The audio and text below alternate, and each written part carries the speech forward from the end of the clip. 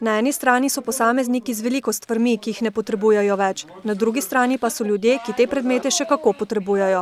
Smo prišli na to idejo, zakaj ne bi naredili nek center, kot neko skladišče, zbirališče tega, kjer bi posameznik lahko te stvari odda, ki jih ne potrebuje, nekdo, ki jih potrebuje, pa seveda lahko te stvari dobi pri nas.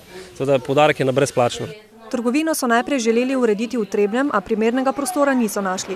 Nato je eden izmed članov društva odstopil prostor v svojem podjetju v Velikem Gabru. Moram reči, da so že prišli in oddajati in vzemati, tako da zadeva seveda potrebuje nekaj časa, ljudje morajo razvedeti vse, predvsem morajo razvedeti, da je to zastonj.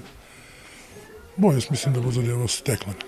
Z družbeno trgovino sicer želijo prispevati k izboljšanju materialnega stanja družin v občini. Namenjena je širši množici ljudi, ne le socialno šibkejšim. Od tistih najmlajših, tega je, bom rekel, največ, otroških oblačil in igrač je ogromno. Potem je to dosti, bom rekel, tehničnih pripomočkov, oblačil, potem se najde tudi kakšen kuhinjski pripomoček. Skratka, spekter stvari v tem prostoru je kar velik.